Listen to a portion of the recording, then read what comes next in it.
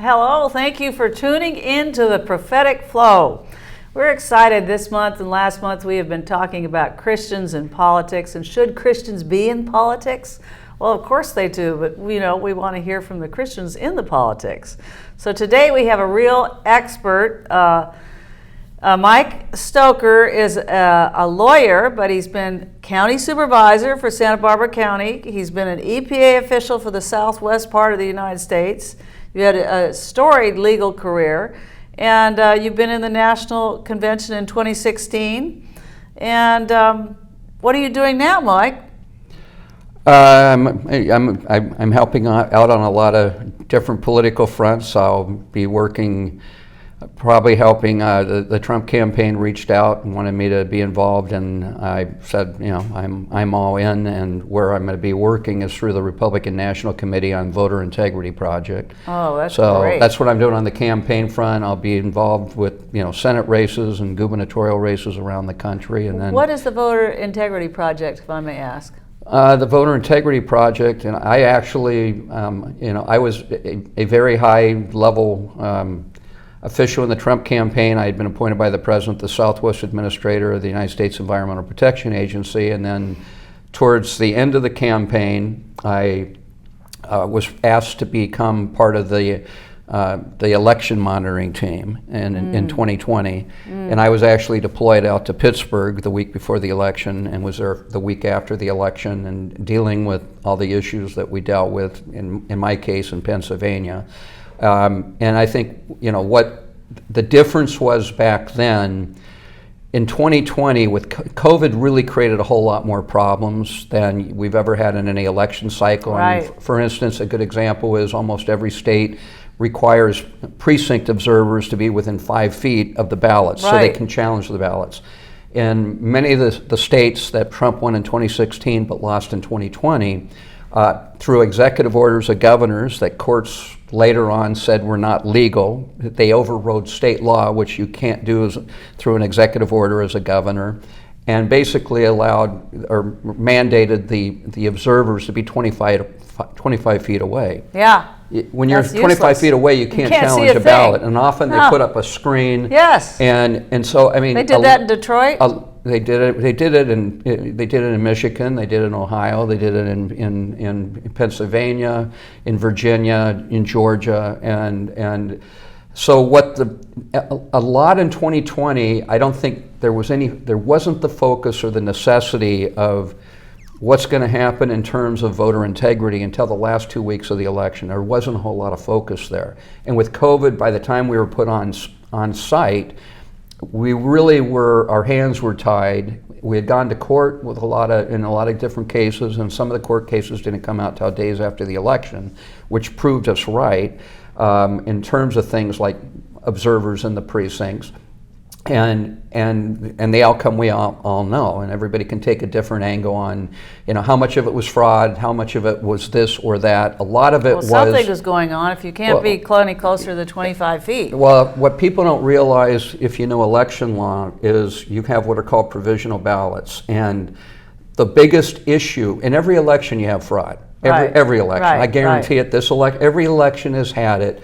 The election in 2020, because you couldn't challenge ballots. If you can challenge the ballot goes into what's called provisional. It doesn't get counted. Right. If you can't challenge it, the provisional goes in and now gets merged into all the other ballots. Once it's put in as a ballot and it's merged, you'll never know how that ballot voted, and you can't challenge it. And so it was basically tainted ballots because you couldn't challenge them, make them provisional. And so what we're doing now, and basically what will be, it started out as the swing states, what was traditionally what Trump won in 2016, lost in 2020, which is Pennsylvania, Virginia, Georgia, Ohio, Michigan, Wisconsin. Arizona. Well, Arizona wasn't in 2020. 2020 wasn't looked at as a problem. So we in those states, and then we've added basically states like Arizona and even New Mexico. And believe it or not, because of the immigration issue, which I never thought would happen in our lifetime. Trump, as the nominee, intends to put New York and New Jersey in place and actually be serious in those states. California, you won't see any Trump campaign commercials because he knows he's not going to win it. We're not going to waste any money or effort in the state, just like Biden's not going to waste any money in a state that he knows he's going to win. But New York and New Jersey are going to be in play, and in these other states that really are a toss-up that will make the difference. The Voter Integrity Project is starting now, and it's making sure all the laws on the books will be enforced. If any governor tries to issue an executive order, and again, I think COVID was huge and was a game changer, so many things in so many different ways, just not the election, under COVID was allowed to take place that without COVID, unless they somehow want to manufacture another pandemic, right? But without COVID, and you have a more normal playing field, as long as we're all on the ground and anything is done to make sure an existing law is not complied with, we can go to court immediately, get injunctions to make sure the integrity, and voter integrity, the integrity of the election process is maintained by making sure that the election laws in that state are maintained. And we strongly believe if the election laws are maintained in those states, and there's no monkey business on trying to alter them, you know, we're going to have, again, you're always going to have fraudulent ballots. I guarantee, no matter what happens, some kid that was at UCSB last year that graduated as a senior and went and got his absentee ballot in California, now everybody gets a ballot in the mail, if that person's name wasn't purged, that ballot was sent to his or her address this year, and some college kids got this ballot, and that kid no longer lives there anymore, and probably some college kid said, hey, cool, we'll take Bill's ballot and we'll vote for him, seal it up and just sign something. That's fraud. Right. That kind of stuff has gone on. I mean, Mayor Daley, you know, the famous quote, vote early and vote often, it happened in Chicago. There was a lot more fraud arguably in the old days. I mean, going back to the Nixon race when he lost to Kennedy, people are pretty sure, you know, a certain county that Lyndon Johnson had a lot of control over, that all of a sudden the results very late in the night changed that tipped Texas tipped the electorate. Yeah. So this kind of stuff has happened forever. But what we can do is make sure that what happened in 2020 because of COVID isn't going to happen, and that's what the Voter Integrity Project is all about. Well, when you get an injunction from a judge, do you get it that very night, night of the election? You can get a temporary. How it generally works is you get what's called a temporary restraining order first, and that freezes everything. Then you get a preliminary injunction. Then you get a permanent injunction. So the issue is you go in for temporary restraining order. Attorneys out there know, call it TRO. Yeah. And what you would get is you would get a TRO against the election officials, prohibiting them from altering the process or the procedures that would deviate from what the law requires. So we'll be on site, and I'll probably be more focused. My area will be the western states that were in play. And again, believe it or not, California's got their act together pretty well on a lot of levels. A lot of these other states have some really, you know, interesting laws on the books as far as the election code goes.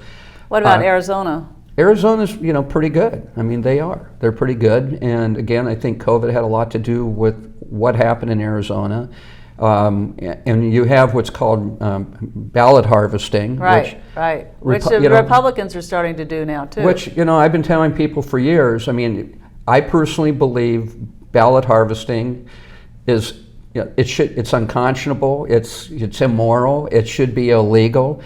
California, it's legal, and a lot of other states, it's legal. If you want to win elections, you play by the rules. Right. If you want to win a football game, you know, you're not going to win if you all of a sudden, you know, they create some rule that allows the opposition, the team you're playing against, to do something, and you're going to go, well, I just don't believe in that philosophically, and you limit your team. Where we could do so much good in ballot harvesting is through the churches. I mean, I know, I've been saying that too. I say the pastors don't even want to put out voter registration tables. We're getting a few. And we got to keep working that. Because you've got your biblical-based voters. I mean, tell us your favorite Bible story. My favorite Bible story is in Acts, and I think it's a pretty, compelling story in the Bible, and when you think about Jesus Christ, our Savior, and coming down and redeeming us and giving us eternal life by basically accepting Jesus as our Savior, is the story of Saul, who was a Pharisee. I mean, this is one of the guys that's at the top of the Jewish hierarchy, right, who presided over pretty much the trial of the first martyr, Stephen, right, and was the guy that had him executed. And he's on the road to Damascus, and he has what in today's world we would call arrest warrants, going after more Christians. Yeah. And this is Saul, the Pharisees, with his arrest warrants on the road, and he has bodyguards that are kind of following along with him, and he's about to go arrest people in Damascus, and has the conversion on the road with Jesus coming down in a flash of light, which blinds him. His bodyguards see the whole thing, and Jesus saying, Saul, why do you persecute me? And ends up, telling him where to go, and he goes to Damascus and goes from Saul to becoming Paul, the 12th apostle, who writes almost half of the New Testament. 2/3, right? Or 2/3, more than everybody else combined. Yeah. And what a testimonial. Yeah. It's my favorite story in the Bible by far. Well, that just shows you that anybody can change. Anybody can change. Yeah. And that's one of the things I pray all the time for a lot of the people, hoping, friends, family, the people that haven't, found the Lord and haven't been born again, will. Yeah, but the Philippian jailer said, me and all my household should be saved, so I stand on that with you. Yeah, so God is good all the time. So tell us, as far as what you think, because we're kind of talking about local politics and Santa Barbara and everything, all this does go out on Facebook, goes out all over the place. The real meaning of Romans 13 says we're not supposed to remain silent in the face of evil. You think about Moses and the Egyptian government, and Esther with Haman, and Paul, like you just said, with the Roman government. And, pastors to say, I don't want to get involved in politics, but hey, the Bible's all through the Bibles they're fighting in politics. And I respect, I go to Calvary Chapel. I love Pastor Tommy, and I think he's one of those that is more on the, more on the less aggressive side. And I think that's okay, and I understand that. I mean, pastors don't want to lose potential converts, and people that haven't found the Lord that will by coming to church and it looking too political. Having said that, I think there's always a happy medium. I think you should allow in your churches, those that are politically active, if they want to set up tables outside of church for voter registration or information or meet a candidate. Yeah. And then nobody's forcing them to go there.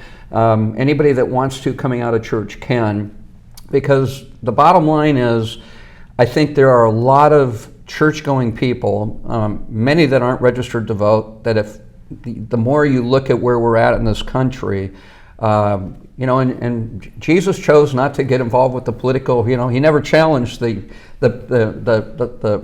authorities on earth, and he never, was out there to say, I'm for this form of government here or that form of government here. He was preaching. He rose above it. He said rose we have above a greater government. The issue is, if what people running for office are doing, or when they get elected are doing, is not supporting the things that we believe in as Christians. And I often in my prayers go, and I don't think God weighs in political elections.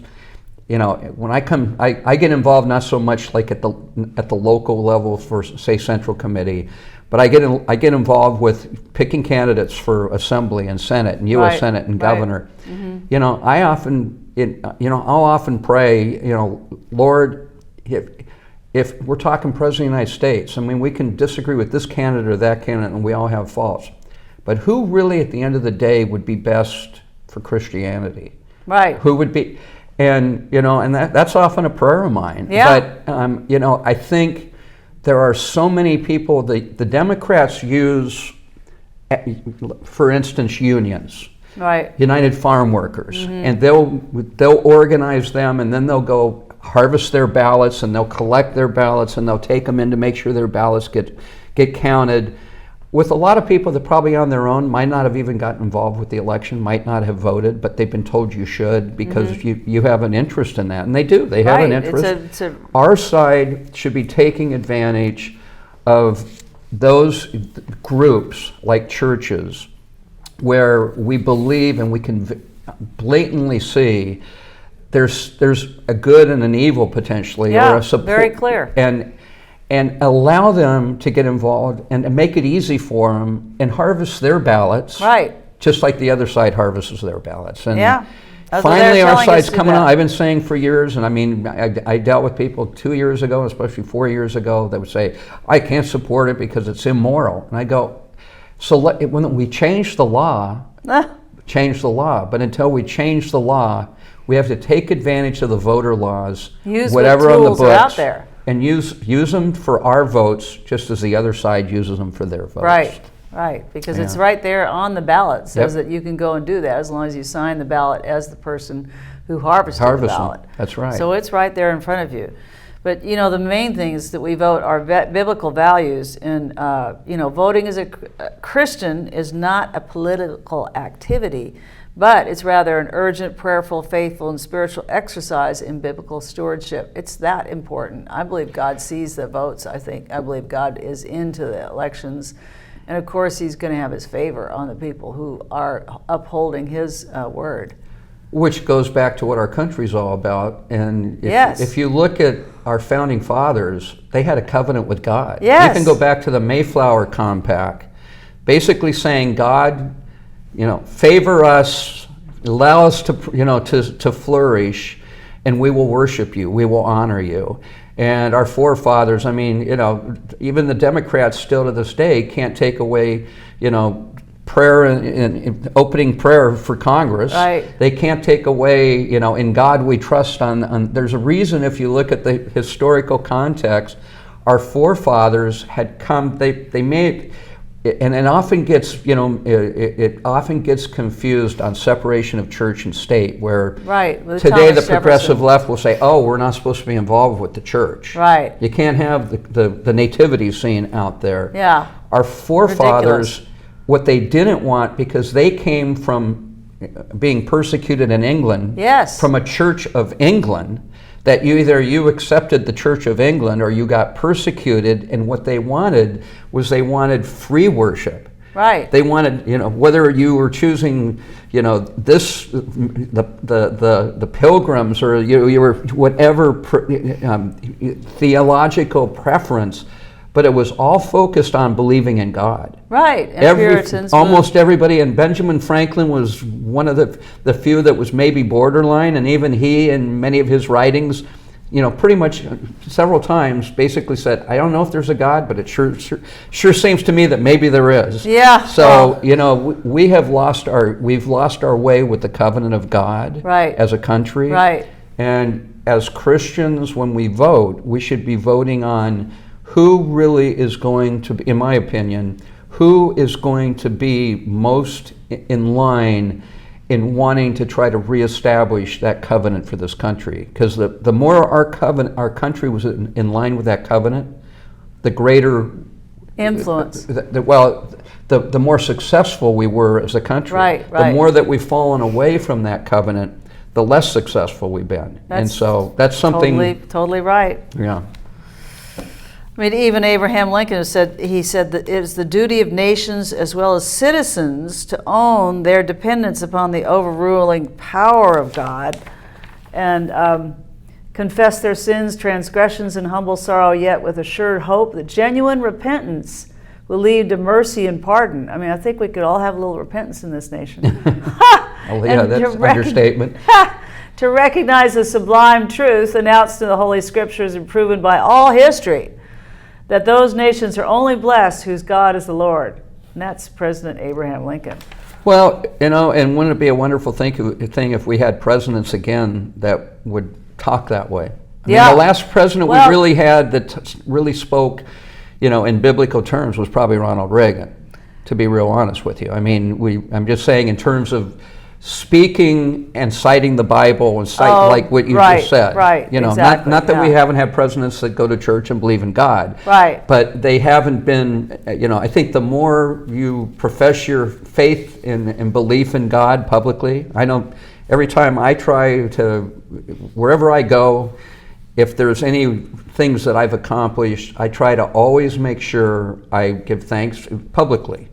And I think the more we have elected officials that will talk that way, and we're getting away from that. Even on our side of the aisle, we have, you know, Christians that are representatives, but they don't necessarily want to put it at the forefront of their dialogue. You know, Ronald Reagan as a president talked like Abraham Lincoln did. Yes, he did. You can go to the Reagan Center now and see his Bible. See the quotes. yeah, his Bible's up there. But with President Trump on Saturday night, didn't he talk about Christianity and how Christians are a powerful force? He didn't quote scripture or anything like that. Well, yeah. I mean, I think, you know, he's going to talk about Christians and the Christian vote, and you know what. And one of the reasons I vote for the policy, not the person. Right. I think, that's exactly what I said. As a high-level Trump appointee, I think he was his own worst enemy. Had he learned to be a little more presidential, he would have won re-election. And you know, and it's often, you know, how he says what he says that gets him in trouble. Well, he's a general contractor. What can we say? Yeah, he was. You know, and he dealt with a lot of building a lot of buildings in New York. Yeah. Oh my gosh. So you talk a little differently when you're dealing with those folks. Yeah.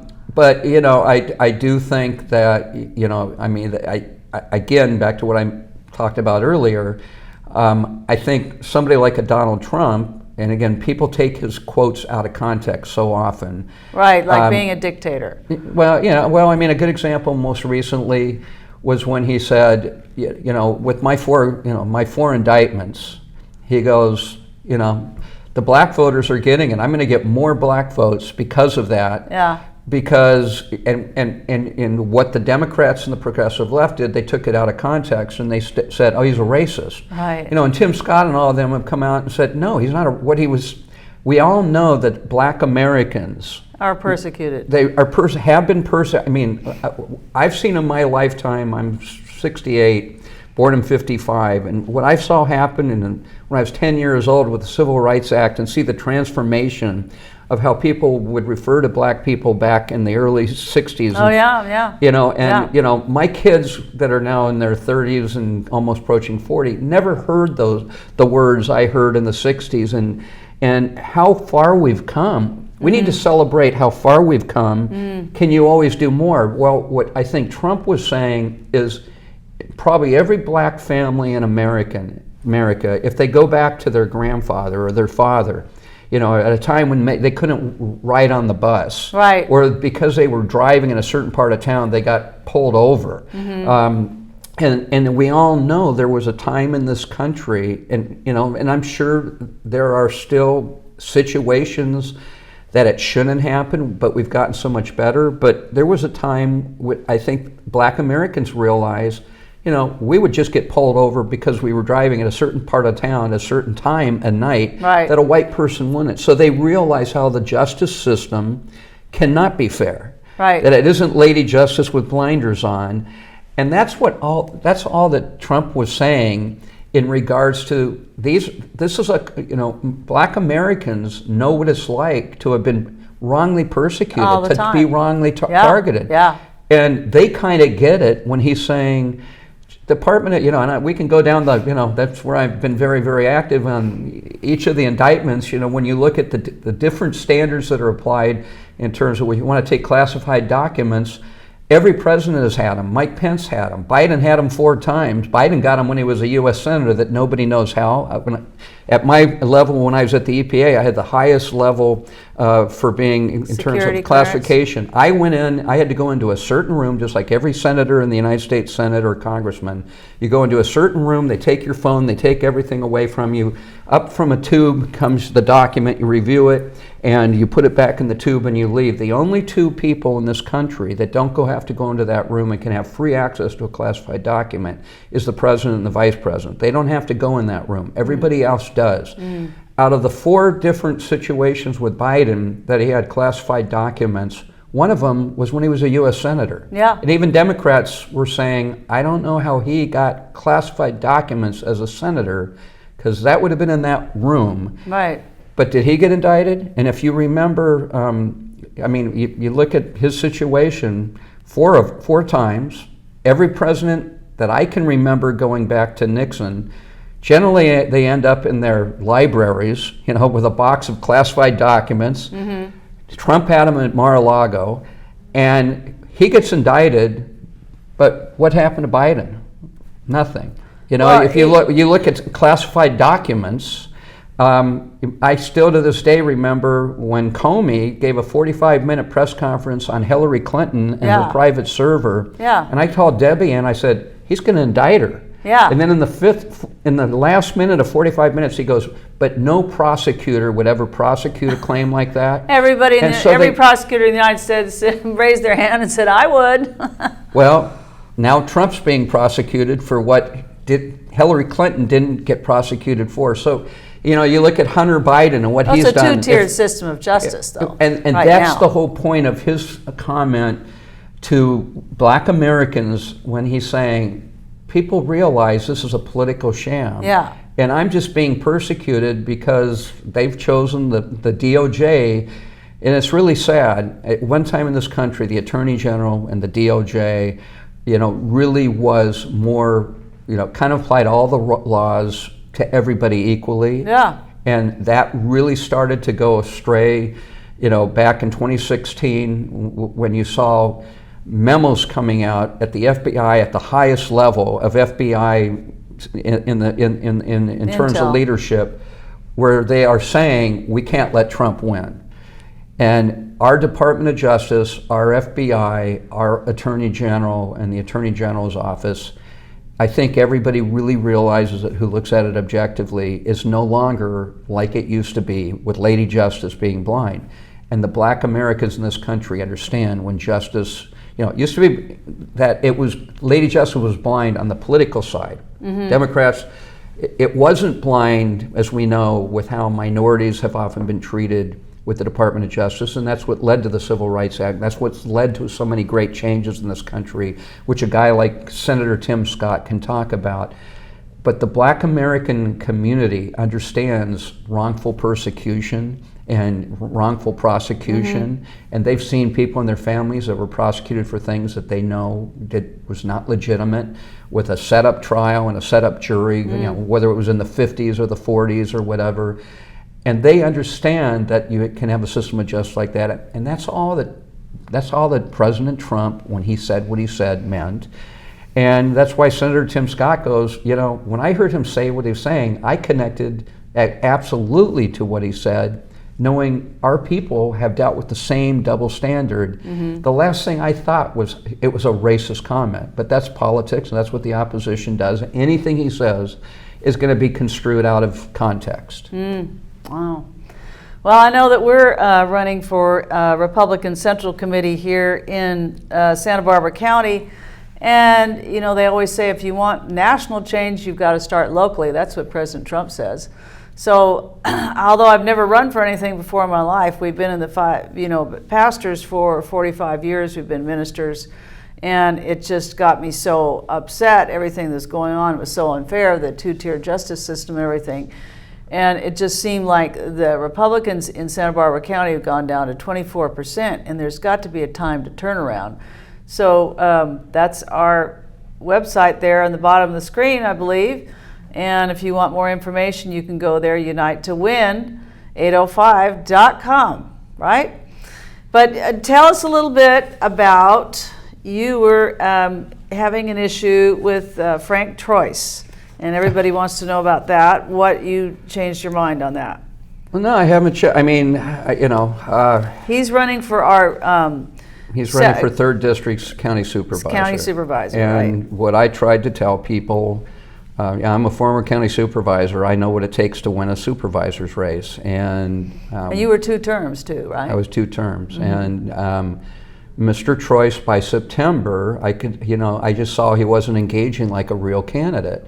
And so I urged people that had been supporting him, you need to really reconsider. You either need to sit him down and get him to start committing like a real candidate, or, still have time. The filing deadline is December.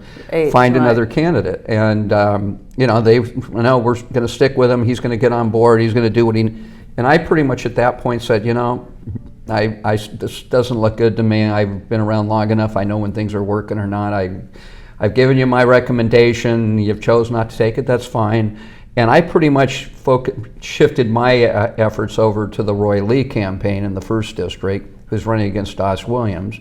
And I strongly urge everybody support Roy Lee. He has a chance. Tell us about Roy Lee. Who is Roy Lee? RoyForSupervisor.com. So he's running against Dos Williams. He's he's kind of the all-American, the American dream story. He's an immigrant from Taiwan. Came here. He started as a dishwasher. He owns everybody. He's a city councilman in Carpinteria. He owns the Uncle Chen restaurant that everybody in Carp knows. So he's getting a free plug on his restaurant right now. And he's a person that he has Democrat support, Republican support. The Montecito Journal, that's pretty progressive left, endorsed him. The Independent, Dos Williams is the only incumbent Democrat they didn't endorse. They did a no endorsement. People like former DA Joyce Dudley, former mayor of Santa Barbara Sheila Lodge endorse him.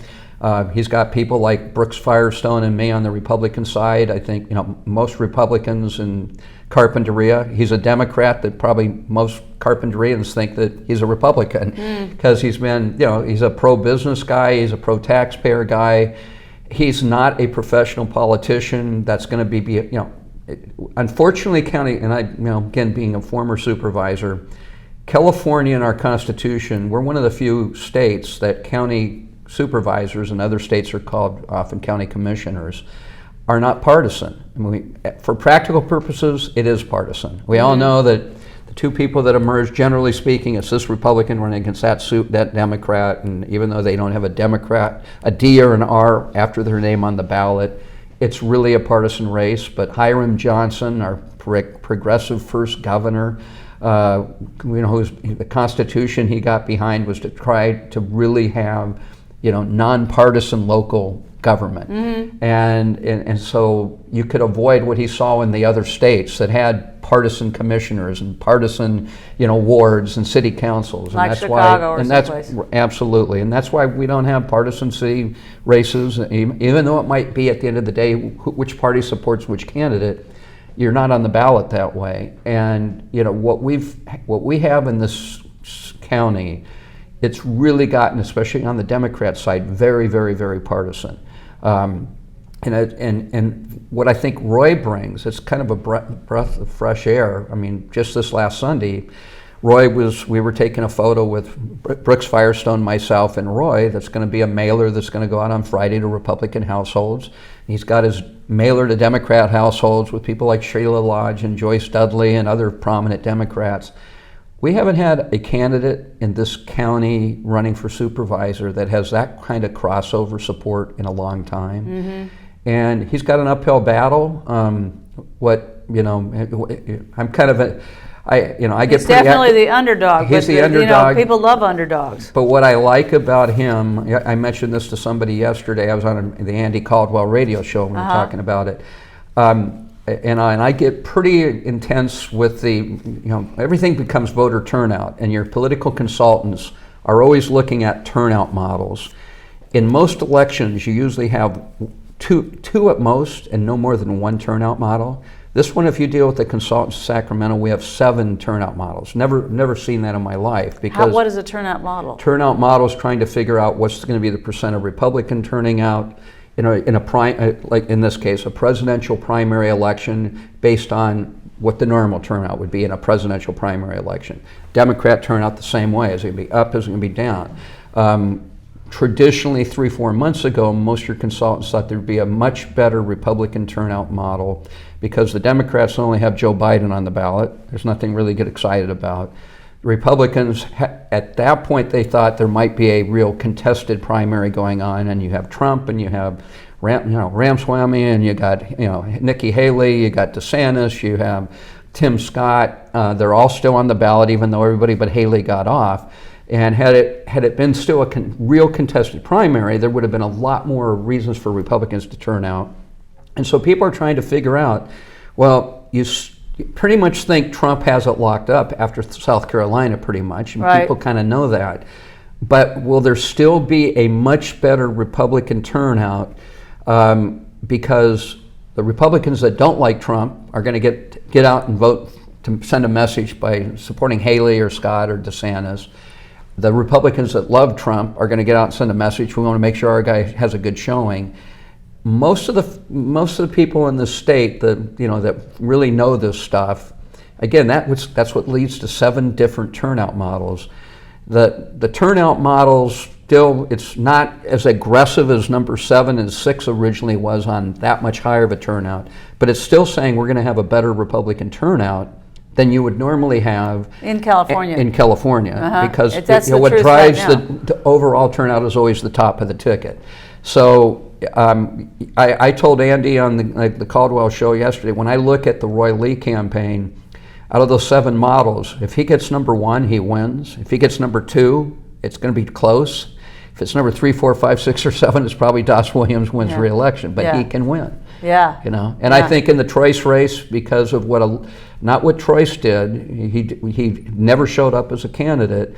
He was counting on other entities like the Deputy Sheriff's Association and the Santa Barbara Republican Central Committee to basically campaign for him. They've done a lot of different mailers and texts to let people in the 3rd District know Joan Hartman's position on issues. Right. And polling shows when the voters know Joan Hartman's position on the issues, more than 50% don't support her. I think given that turnout model, what you're going to have is Hartman's not going to get 50% plus of the votes, so she'll be in a runoff. In the Roy Lee, Das Williams race, there's only 2, so somebody gets 50%, so it's all over in March. And I think because the Republican Central Committee or the Santa Barbara County Republican Party supported Frank Troyes and sent out mailers, nobody knows who Troyes is. His name ID is maybe 6-7%. By what they've done with Hartman, they're saying, I don't want to vote for Hartman, and then they have 2 choices. Mayor Janelle Osborne, who only has 6-7% ID, name ID as well, and has done nothing. She's done, she hasn't done any more or less than Frank Troyes has, but she hasn't had anybody to support her like the Central Committee as a Troyes. She's the mayor of Lompoc. She's the mayor of Lompoc. She hasn't done any campaigning. No campaigning at all. So I think what's going to happen is I think the turnout model is going to mean that given what the Central Committee did on getting the word out about Hartman, she doesn't win 50% plus. It goes into a runoff. It's probably going to be Frank Troyes is going to be the person in the runoff, thanks not to what he's done as a candidate, but because of the Central Committee. And what I've told everybody is, all those that got behind him, that last September I was saying, you need to reconsider. You need to get somebody that's going to be a real candidate and step up to the plate and get on the phone and fundraise and walk neighborhoods and, give 5-6 hours a day. From being a supervisor, it's a full-time job to campaign. Wow. And Troyes committed to doing that initially with people. They need to sit him down and say, we made sacrifices supporting you. Now it's for real. We're going to the general election. It's that much harder to win that seat in a general election than it would have been in a primary election had there only been 2 people like the Williams-Roy Lee campaign. There's no way you don't win that with just the Deputy Sheriff's Association, the Central Committee being out there for the candidate. You have to have a candidate that steps up to the plate and is a candidate. That's raising money to put TV on, to send out direct mail. That's going door to door. That's you need voter to have, outreach. about a $300,000 budget for a supervisor? You go between now. I mean, Bruce Porter 4 years ago raised $800,000. Oh. I was telling somebody yesterday when they said, well, do you really need TV? And I went back and I researched, when was the last time somebody successfully won a supervisor's rate in Santa Barbara County without TV? Was 1976. Ah. In 1978, David Jaeger, running in the 1st District, where Williams and Lee are running, he was on TV, and ever since that time, anyone that's won has been on television. Oh, right. Probably in my race in 1990, I probably spent back then, we're talking 30, 40 years ago, I probably spent $200,000 on TV back then. Which would be what, 400,000 now? Today. Now, we do have campaign limitations today that are on the books that weren't 4 years ago or any time prior. So nobody's going to raise the kind of money that we used to raise because of those limitations. But I think Frank Troyes, if he's in the runoff, and I think it's more likely than not that he will, I think if I was his campaign consultant, I would say, I want you to have a budget. I want your goal to be $350,000 between now and November. I know he can raise $150,000 in 30 days if he got on the phone talking to, we all have the list of who are the donors that, I have a list of, 2,000 donors myself that originally I offered to, make available to him. But it's not just that you expect donors to come to you. You got to get on the phone. Oh, yeah. At that level, you get on. It's called dialing for dollars in politics. And dialing for dollars. You spend 4 hours a day on the phone, and when you get off, those persons send a check. And he could raise $150,000 in 30 days if he wants to be a serious candidate. Yeah. So we'll find out. Yeah, we'll find out. That's for sure. Oh, well, we're excited. We have as of this broadcast, it's a week from today, March 5th, is the primary election, Super Tuesday, right? Super Tuesday. So I liked your article, though. We have something in Santa Barbara called Santa Barbara Current, and I liked your article about it's time for Republicans to unite and not be petty, but come together as a team. One thing, I went to hear Frank Troyes last Saturday at the Santa Barbara Republican Club, and he said, the only way the Giants beat the Patriots in that one Super Bowl is they realized they couldn't beat them head on, so they had to go around. And when they went around, they were able to mow them down. It was a different tactic.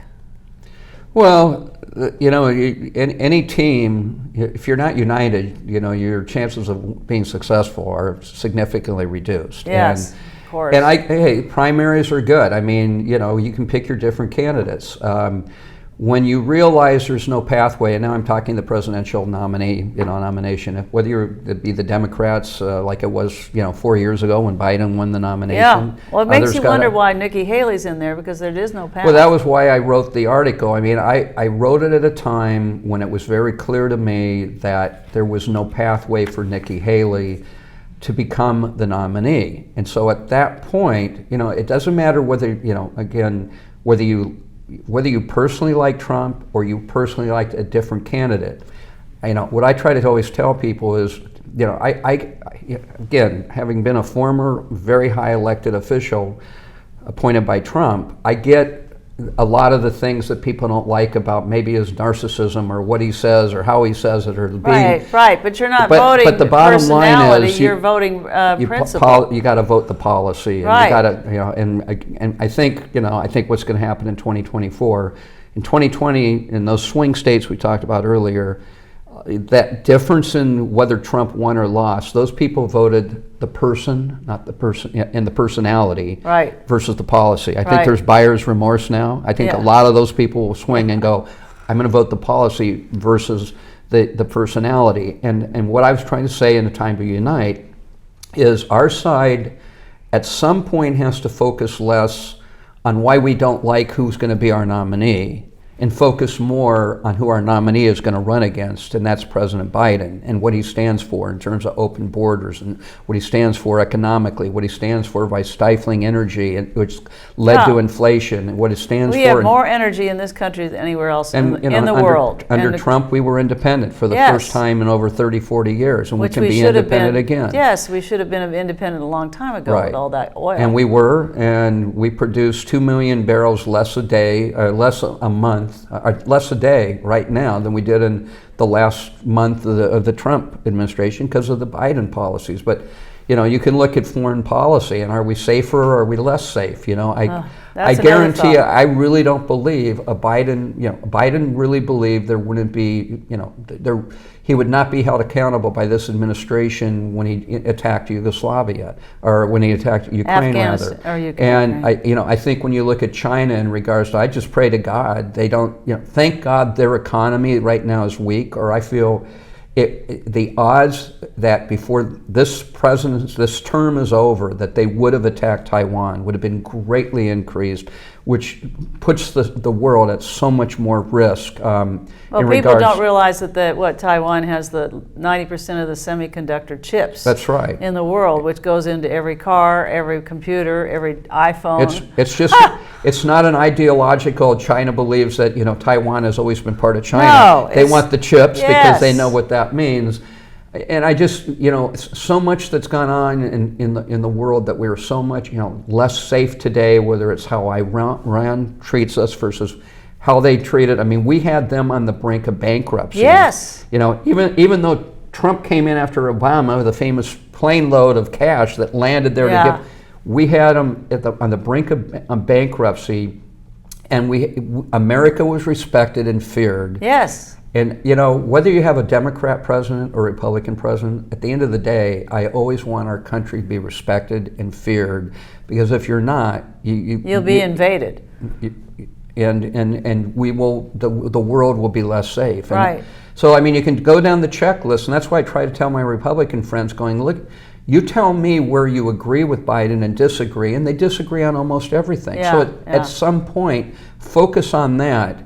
And the sooner we unite around who's going to be our nominee, and acknowledge maybe that he's got faults that we don't like and some that you really don't like. And just but like the question is, do you want Trump or do you want Biden? And to me, that choice couldn't be any more clear in regards to where this country will be and how this country will be respected and where our economy will be and where police will be respected and law enforcement respected and the borders secure.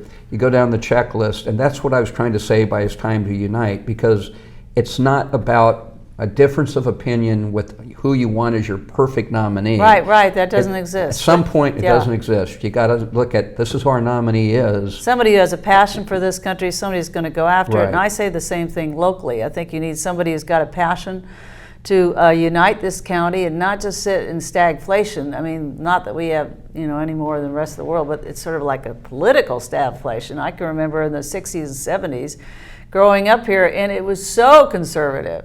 But now it's just flipped around. I mean, to think that Republicans only have 24% of the base, and that's only because they haven't been stirred up. I think there's a lot more out there. They just haven't been encouraged to join the bandwagon. Well, I think you're right. I mean, to some extent, you got to look. Demographics of the state are pretty much the same. I mean, we haven't had in over 10 years. Steve Garvey may break that trend. We haven't had one Republican since we became an open primary state that's been able to be in the top two running for statewide office, because we're a Democrat left state, and where I think we have a lot of opportunity, and I said we should be focusing on this at the local level and also at the state level. One thing Trump did that was huge, he started to turn the Hispanic vote and move them Republican. When you look at, you look at the Hispanic culture, at the end of the day, they should have been Republicans. They're Catholic, pro-life. Yeah, absolutely. They're pretty much libertarian Republicans. They just want to work, stay out of my life, let me make my money. Family and the work ethic. And what's happened is the Hispanic vote is moving Republican. That's thankful. A large thanks to what Trump started in 2020. And it's continuing, and the best opportunity we have in Santa Barbara County and we have in the state is to put a lot of our focus in the Hispanic vote, keep moving them. And I've said, when people, if you would ask me 10 years ago before this switch started, I would have told you in my lifetime, I'd still like to live another 20, 30 years in quality of life, I would have said I'll never see a Republican governor again. In the last couple of years, I've been saying, I think it's conceivable 10 years from now, if we do the right things locally and statewide, we will have 50% plus of the Hispanic vote voting Republican. If that happens, you now have changed completely the voter demographics of the state, which the Democrats always, they got the edge by how the Hispanic, back when George Deukmejian was elected in 1980, the Hispanic vote was 5% of the total vote. Now it's 40% of the total vote. Isn't that the same percent that's in the county of Santa Barbara? About 40, pretty high. 45%? Probably more in North County than South County. Much more in North County. And that vote, if we get to where 50% of Hispanics in California are voting Republican, we will have another Republican as a governor elected again. Yeah, and that's where I've put a lot of my effort statewide. And if you're elected on the Central Committee, I would put a lot of your effort on the Central Committee, and I've been trying to tell that to the folks that are there right now, and told them that in 2022. You really need to put so much focus on the Hispanic vote. That's our future. That's our hope. Yeah. Well, actually, I am in contact with Hispanic pastors in Santa Barbara, and I hope to do more, because they're all for us. They're all for us. They Unite to Win. The number 2 win at 805.com is where you can go and look at it. But we need more candidates from the Hispanic group. I mean, come on, there's people that have voices. And I mean, I think, as we get, you have people like Gabriel Morales ran for, I mean, the best opportunity is start to get those Hispanic candidates at the school board level. That's a great place to start. They care about their schools, they care about their kids' education. Yeah. A lot of them don't have the ability to go to private schools, and they're relying on the public school system, so they have a real natural. And one of the things the Democrats in this county have done very well is groom future assembly members, assemblymen or assemblywomen or state senators or county supervisors starting at the school board level. And we should be really looking at the Hispanic opportunity to get any of those parents that really have a concern, get them to run for school board first. So. But I think a lot of it too is, a lot of potential candidates. I know Republicans that are teachers in the schools. They're afraid to admit that they're a Republican because the perception is, well, everybody else is Democrat. Well, there's a lot of Republicans teaching, but they're afraid to come out of the closet, so to speak, and say they're a Republican. And a lot of them get persecuted. You think about Christy Lozano, who's running in second district. She's awesome. She exposed some of the sexual things that were going on in Santa Barbara Unified School District and on Laura Ingraham and Fox, and she got so persecuted for it she couldn't get a job. And now she works as a waitress at Jane's. So if any of you go eat at Jane's, give her a big tip. Her well. She deserves it. But a lot of it right now, because the perception is, if you're Hispanic, well, Hispanic are still Democrat. You would be afraid to come out as a Republican candidate.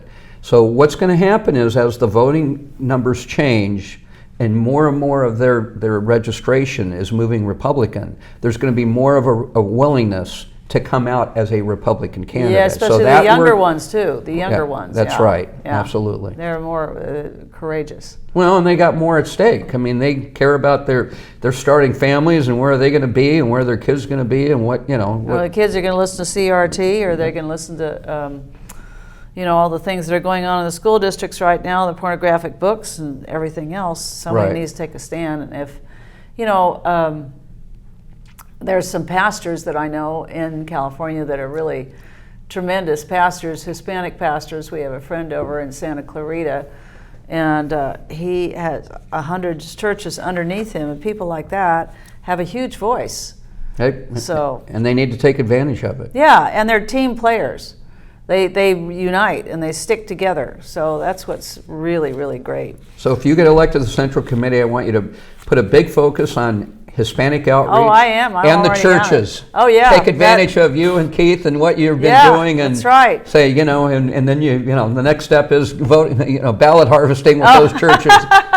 You getting imagine all those votes. If we get the Hispanic community, I don't know if we have any Asian ladies or gentlemen in Santa Barbara County. I'm sure we do, but boy, the girls from the Philippines, they're terrific too. I used to go minister at a Filipino and they church all are, in Paris. work ethic and believe in family. And teamwork. That's right. They can get it together like none other.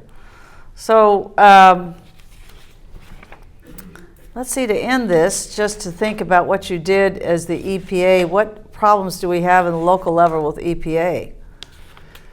Well, we don't have a whole lot of locally issues. I mean, I was the Southwest Administrator of the United States EPA, the largest region. I had 75 million people that I was responsible for. My region was to the east, Navajo Nation, To the west, the Mariana Islands, with America, Samoa, Guam, Hawaii, California, Arizona, and Nevada in between. Did you travel to all those places? I've been to I was America, Samoa, Guam, Mariana Islands 2-3 times, dealing with issues like Mariana Islands responding to super typhoon U2 that hit the Mariana Islands with the most sustained winds that have ever hit the United States of 210 miles an hour, Wow. wiped out one half of the residences, and people go, so why were you there with EPA? And there's so many things people don't understand about that. The general public the EPA is just a super regulatory agency. That's about 5% of it.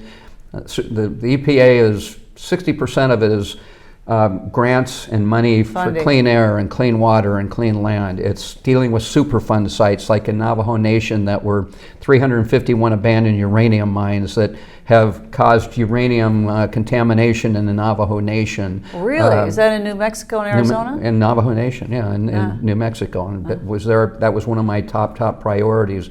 And dealing with Mariana Islands, the reason I was there is in any natural disaster that it generally becomes a federally declared disaster, a flood, a typhoon, a tornado, Which entitles hurricane. them bigger grants. Excuse me? It entitles them to bigger grants and bigger Well, funding. it entitles them to federal money, but the reason, what people don't realize, in every federally declared disaster, EPA is the second most active agency behind FEMA, because we're the ones there that, like in the fire up in I'm having a senior moment here. That Wet Paradise. We were the agency which burned down every house in Paradise. We were the agency that had to put a red X at every single home until we went into that property, cleaned out the household hazardous waste, the paints, all the toxics that had been on that land that burned down with the fire, and until we cleaned it out and put a green check mark, nobody else could go on there. And we're the agency that when a transformer comes down in a telephone pole because it has asbestos, we have to get that. We're the agency that cleans it up. We're the ones that when you have I know we only have about a minute and a half here. So but that's what just that's what I did with EPA. Yeah. Were you anything involved in the Montecito floods and fires? Because I came on about 6 months or a year after that, and I said, how come EPA wasn't on the scene? And when I talked to my staff, and it was because EPA requested a FEMA, or not EPA, the local government requested a FEMA that EPA not be involved and active. Okay. And EPA, like every federal agency, takes FEMA assignments. That's how we became so active in all those disasters I told you about. And there's probably a whole lot of reasons why maybe they didn't want EPA. Had I been the regional administrator at that time, I guarantee they would have wanted EPA, because there would have been that much more assistance. Yes. Well, pray for us now. Pray for us in this election coming up. There you go, Mike, and just see. We want God's will to be done, and we don't want any election interference or anything like that, what you're talking about. But if you give us a quick prayer, it'd be great. I always go out. You'll get it. All right. Thanks, Mary. Yeah, thank you so much. Appreciate you coming on. It was just so interesting and so much detail, and so important that you get out and vote.